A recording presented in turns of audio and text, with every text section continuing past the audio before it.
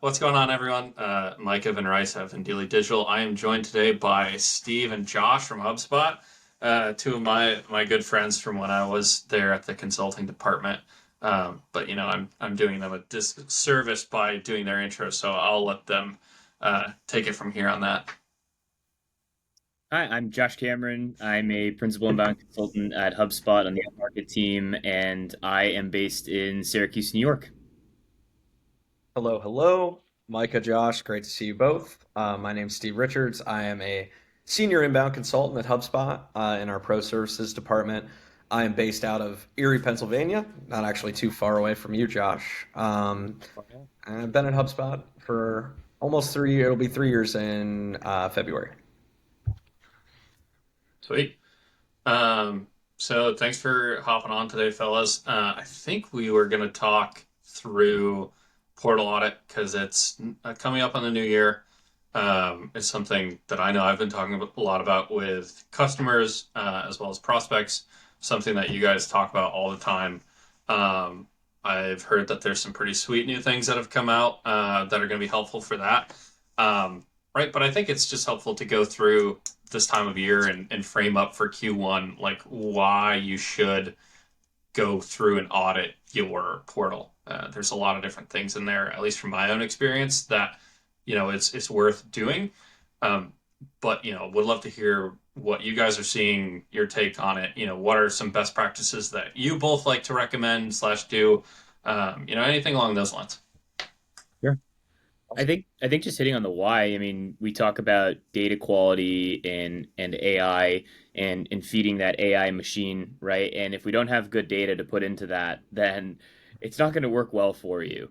And in order to have that good data, it's imperative to spend time cleaning up that portal. I think a lot of customers don't focus on doing that in a regular cadence, and all that messy data gets backed up, and then they find themselves in a position where they've got years and years of bad data, duplicate properties that they have to clean up in one large bulk effort. So not only is this something you should focus on at the beginning of the year, but something to incorporate more frequently into your process, I would say.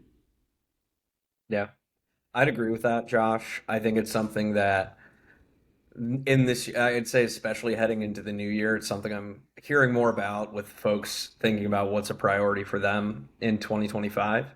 And I think, again, back to the point that you made, I think was a good one as far as the CRM itself is only going to function as far as like, or I guess what I'm trying to put that is the quality of your data is gonna, I think, tangibly impact the quality of your CRM. So this portal audit type exercise, I think, is a common one that a lot of folks look at trying to do in like the early part of the year for sure.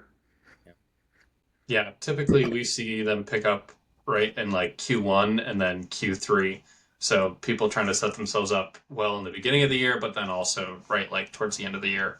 At least for me, what I'm seeing right now is a lot of people trying to do data quality, but also figure out what tools do they have in there that they're not utilizing well at all, or could be utilizing better, and looking for a third party fresh set of eyes, that knows the platform really well to get in there and take a peek and get under the hood really, and talk to them about their business and come in with a fresh perspective. Yeah. I think too, we see a lot, especially the portal audits or some of the other use cases that come through. A lot of customers don't know where to start. Mhm. The HubSpot has become more complex over time, more hubs, Yep. and there's a lot of customers scratching their head. Where do I even begin this audit? And I think it's really important to think about breaking that out by hub. That's often how we do it within our team. First, just looking at the CRM, looking at your data, contacts, companies, your objects, your data model, architecture, and then from there going into all the other hubs and tool utilization. So looking at marketing, are your ads connected, are your ad accounts connected, what's your email health looking like, are you utilizing email or the SEO tools, and then moving into sales and so on. So I think approaching it by hub is one of the best ways to go. I mean, Steve, thoughts on that? Yeah, I like that call out, Josh, because this is something I think Almost specifically, Josh, ads, I would say, is one that's been a bit more common for me as of late for whatever reason. Hmm. But folks maybe don't think to use HubSpot in that way sometimes, or at least that's something that I've seen Yeah. anecdotally. And just like, I think not just ads, but checking and balance it, or checking like, are we actually using all of the parts of HubSpot that we have access to? That's something that I've been doing a lot of at the end of this year as well. So Yeah. I totally agree with that. And I just recently, a customer said, "Well, we don't manage our ads in HubSpot. We manage our ads in Google." It's like that's okay, but you should still connect them because you're gonna have connected data. You're gonna be able to see ROI from those campaigns.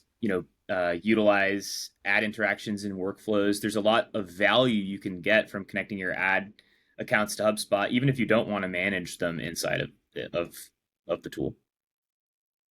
Yeah, and I mean specifically, right? If you have Marketing Hub Enterprise to look at that attribution reporting and like build out a customer journey and attribution reporting model, that's like super helpful in making sure that those are connected.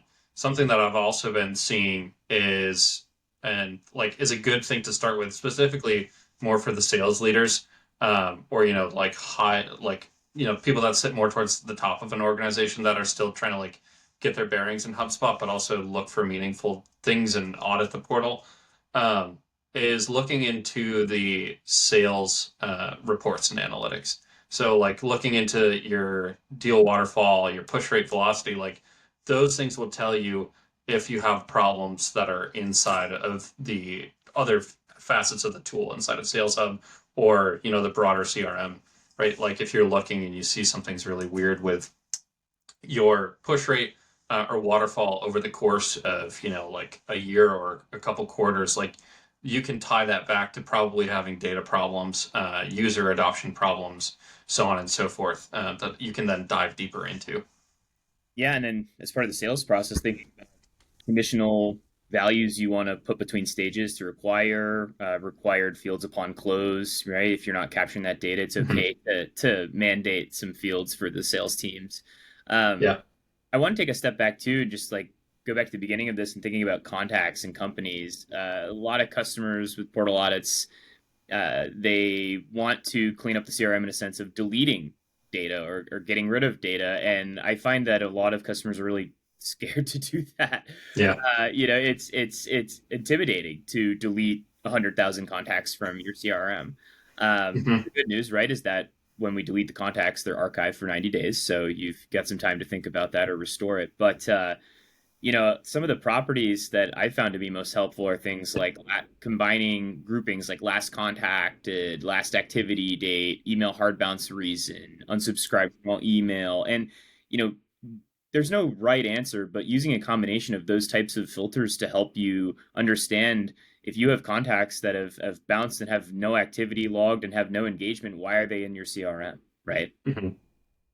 Yeah, and I think it's also important to note, like, just because you're deleting them doesn't mean you have to lose them as, data points. You Right. can write, like, one thing that I recommend to customers pretty regularly is making lists of those sets of contacts and companies, and then exporting them out before you go and archive them or delete them, It's a right? great Because then you can have it back, if someone reconverts, right?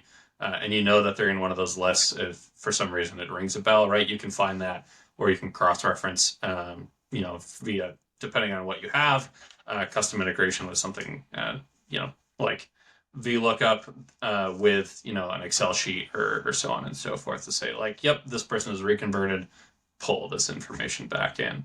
Yep. There's it's a little more complicated than that, but stuff like that is possible. Agreed. I mean, like, as far as common things that you're seeing, like there's been a lot of changes to the platform over the last year. As you're going through and doing portal audits, what are some of the like big pitfalls or missed opportunities that you're seeing companies and individual contributors or whoever is inside of HubSpot? What are they missing or missing out on?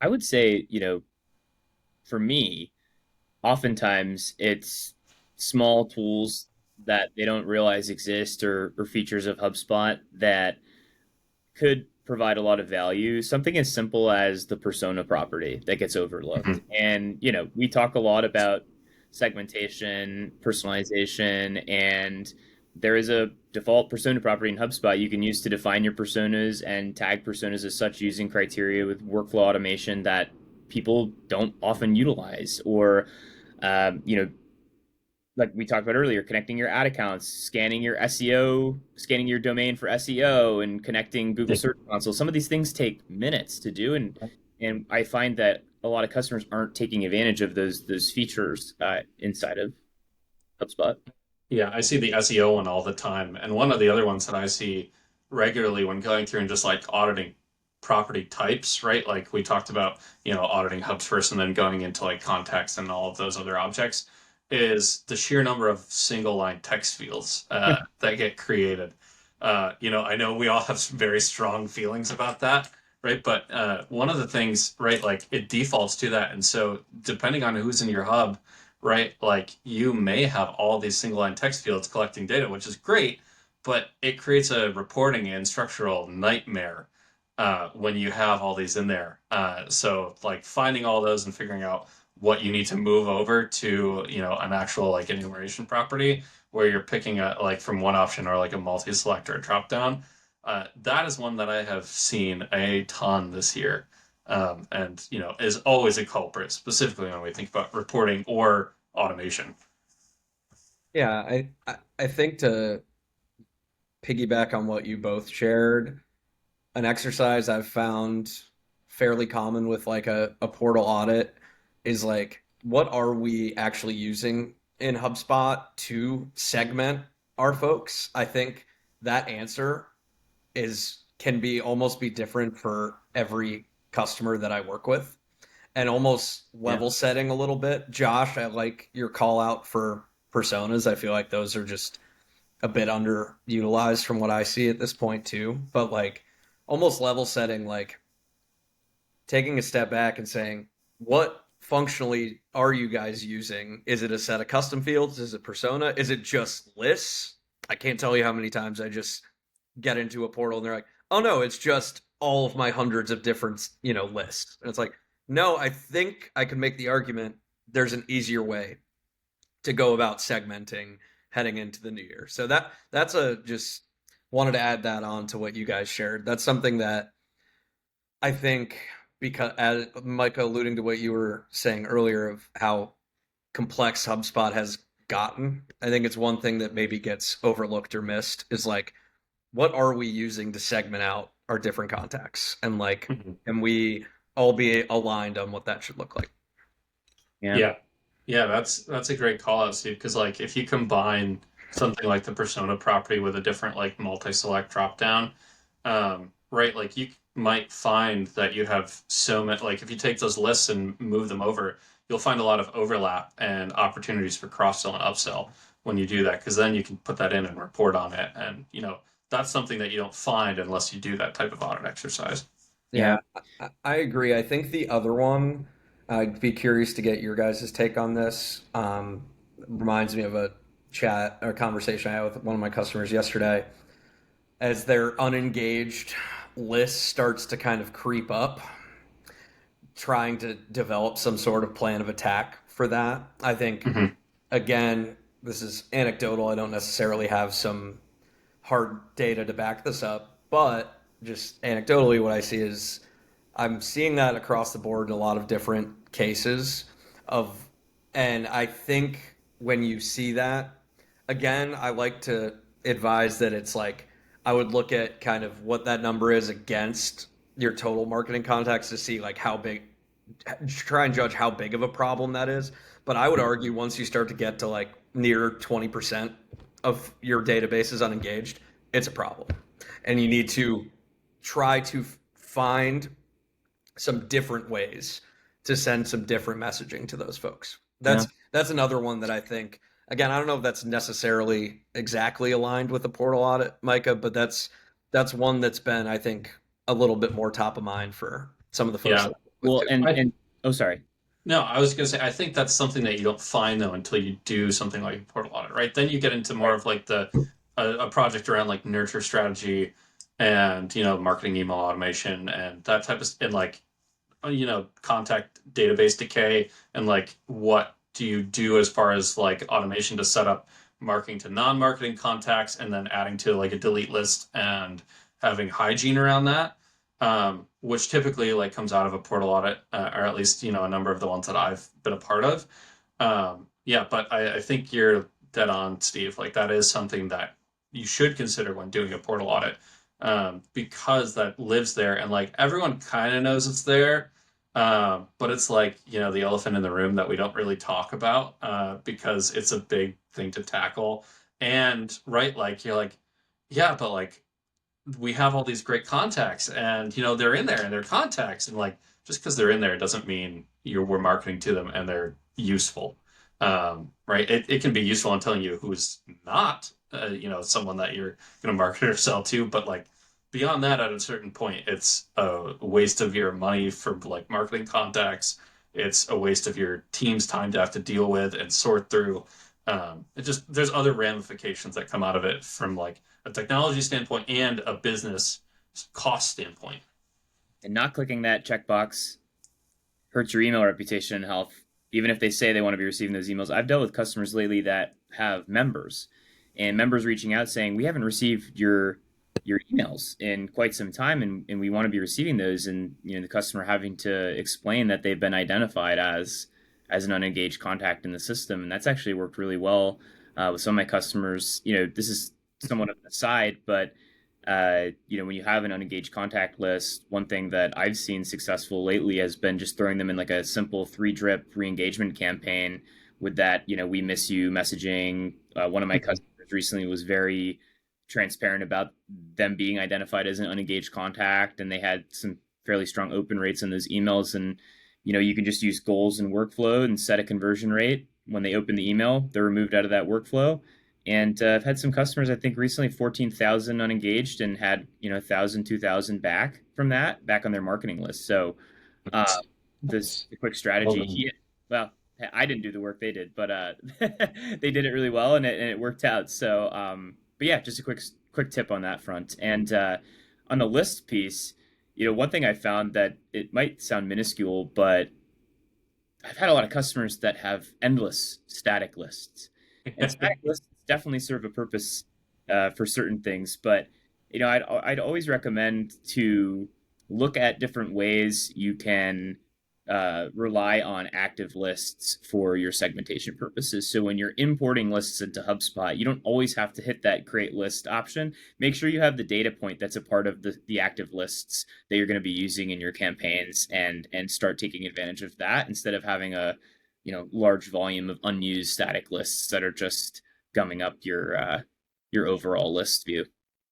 Yeah, yeah, for sure. Like static lists are awesome, specifically for when you're trying to hack together a workflow. Right. Like my never-ending workflow that will just keep cycling. That's a topic for another time. But like anything like that, they're great for like a snapshot in time, right? Or like certain criteria. But yeah, like the when I hop in there and I see like, 300-400 static lists, I'm like, holy smokes. Mm-hmm. Even active lists, right? Like active lists are great, but at a certain time, right, you need to archive and assess and figure out which ones aren't relevant.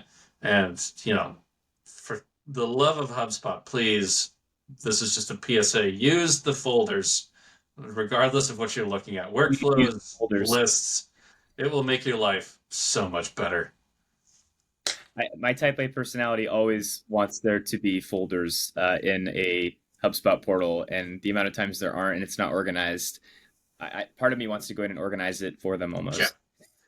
Well, and like this is one thing I run into all the time doing audits is like I go into the workflows, I see all of these things with errors, and then there's no standard naming convention, and three Yeah. quarters of them are missing a description. So I'm like, I can't even tell you really what facet of your business is being impacted by this. I just know that it's bad because there's all sorts of like workflows with errors, and I like part of the engagement is not me writing a description for 500 automations, right? It's telling you, which ones are potentially impacting your business.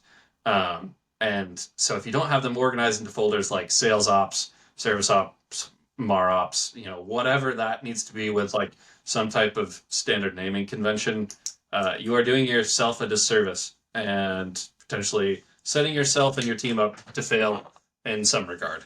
Yes, and there's no excuse now not to have a description with AI. I mean, Mhm. it's not always correct.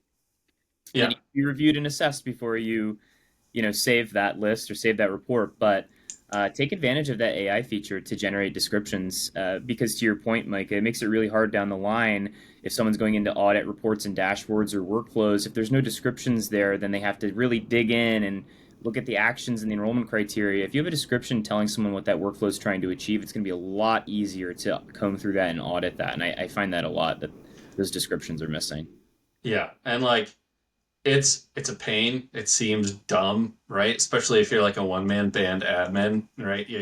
You're like, I know exactly what this is. Yeah, but like eventually other people won't. Really, if your company is doing well and you're doing your job well, there's going to be junior people coming in, taking a look at stuff, and if that's not there, you setting yourself up to have to go back and solve major issues, or get things deleted on accident, and then that causes other issues and stuff like that.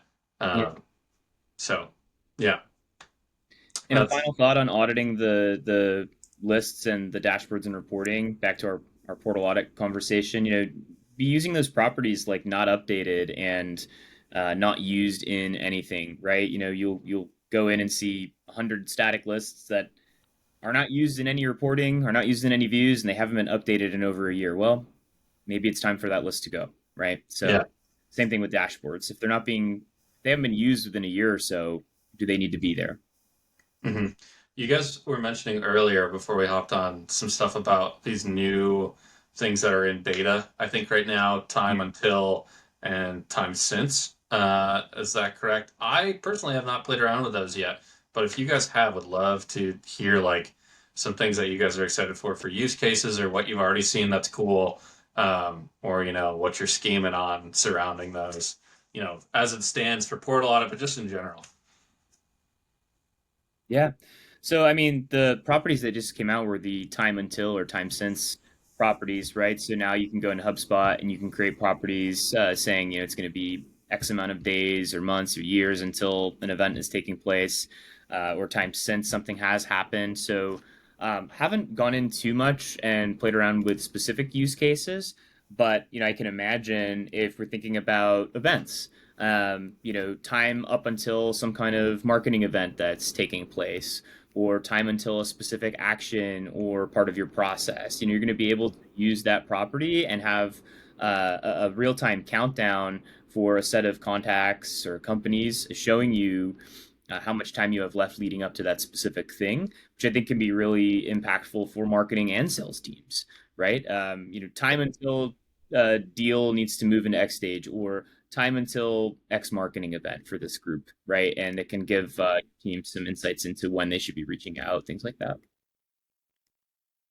Yeah, I like that one, Josh, as a nice quality of life update because I think admins have been finding hacky ways to stamp that for Guilty. a tale as old as time, I would Yeah. argue. I think we've all probably done that in some form or fashion of like a little like shout out TikTok today. For yeah, tracking something. So it's nice to have that out of the box. I think there's two that come to mind for me, Micah, and I can share. I'm just in my demo Yeah. instance. There's two in relation specifically to properties. Call me a nerd, but I was pretty excited about both of these. So hold on, let me go ahead and share. Oh, I don't know if it's gonna let me, Micah. We'll see. No, it Uh, won't. So I won't share, but I will just discuss then. Um, so the Fine. We'll first clip it out and one, post. yeah, we can link some of this in our LinkedIn post. The first one is it's now went public beta yesterday, but if you have to have enterprise to use this, so that's the only caveat. But you can now track property changes, like using custom events. So something that I've had a few of my customers, again, I think the use case for this is if you have more of an advanced build out away from our out of the box tooling. If you're trying to track change in any property, really on any object, you can quite simply go into custom events and say, this is the property I want to track. You can write that change data into its own property to then report on it.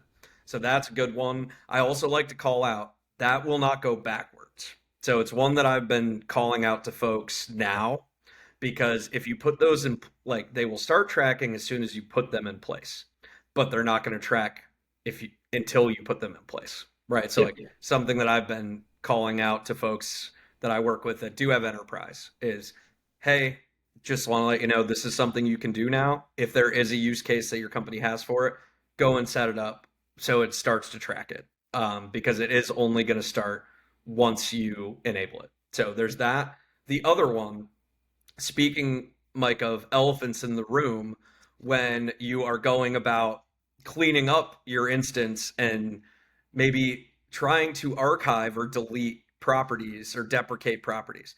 I think we have all, if you've been a HubSpot admin or involved in HubSpot architecture, have come across the dreaded, oh my gosh, this is used in 190 views and I can't archive this property until I remove it from 190 views. And then you go, well, guess we're going to be out of luck there because that's never happening.